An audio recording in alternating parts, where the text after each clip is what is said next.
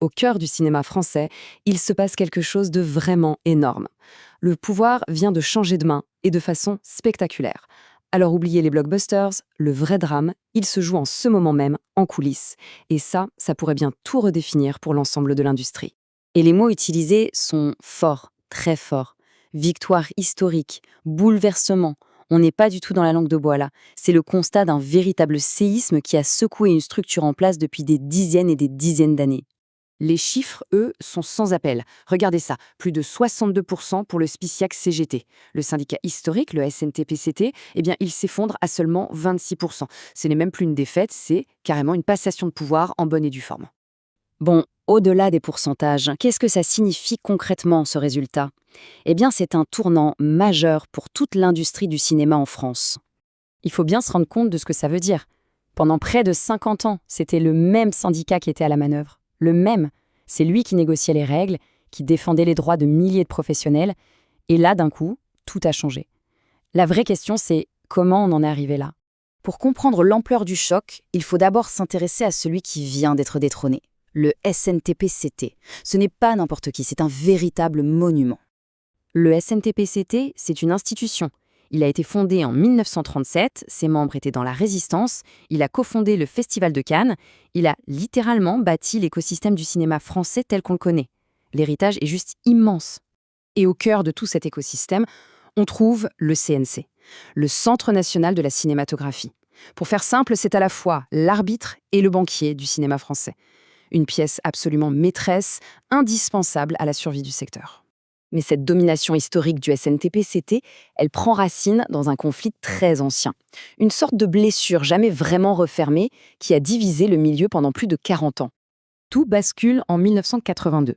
Le SNTP-CT se fait exclure de la grande confédération CGT. La rupture est brutale, elle est idéologique et elle va créer une rivalité tenace qui va durer des décennies. Alors, c'était quoi le fond du problème? D'un côté, on avait le SNTP-CT qui disait « Attention, le cinéma, c'est unique, c'est spécifique », et de l'autre, la CGT qui répondait « Non, il faut un grand secteur audiovisuel unifié qui regroupe tout, le cinéma et la télé ». C'était deux visions du monde qui étaient devenues totalement irréconciliables. Et c'est justement sur les braises de cette vieille rivalité que le challenger, le SPICAGT, va patiemment construire sa victoire. Le symbole de leur montée en puissance? Ce chiffre, ce slogan, plus 20%. C'était une campagne pour augmenter les salaires qui a eu un écho énorme auprès des salariés, qui étaient pour beaucoup fatigués par la précarité. Mais leur stratégie était bien plus large que ça. Ils se sont attaqués à la lutte contre le harcèlement, à la modernisation des conventions, à la défense du financement du cinéma. Bref, ils ont su parler aux travailleurs de leurs préoccupations d'aujourd'hui, pas de celles d'hier. Et toute cette dynamique, eh bien, elle a convergé vers un seul point, les urnes, le fameux moment de vérité pour les deux camps. Le résultat, c'est un chaos pur et simple. Le bastion historique devient minoritaire, le challenger, lui, devient ultra dominant. Le pouvoir a bel et bien changé de main, et à partir de maintenant, plus rien ne sera comme avant. Et ce n'est pas du tout un hasard. Toutes les sources sont unanimes là-dessus. L'énergie de la campagne pour les salaires s'est directement traduite en bulletins de vote. C'est la preuve que l'action concrète et ciblée, ça paie. Mais bon, maintenant que le SPICGT est aux commandes, la vraie question c'est « et maintenant ?» Qu'est-ce qui se passe? Parce que le cinéma français, lui, il fait face à des menaces qui sont, disons-le, existentielles.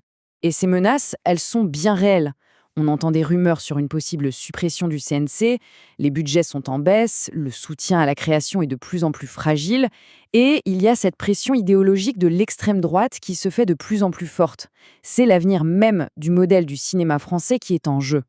Alors, la grande question qui se pose, c'est après 40 ans de division, est-ce que ce nouveau front, enfin uni, va réussir à être le rempart nécessaire pour sauver l'âme du cinéma français? Ou est-ce qu'au contraire, on entre dans une nouvelle ère pleine d'incertitudes? Pour l'instant, la question reste entière.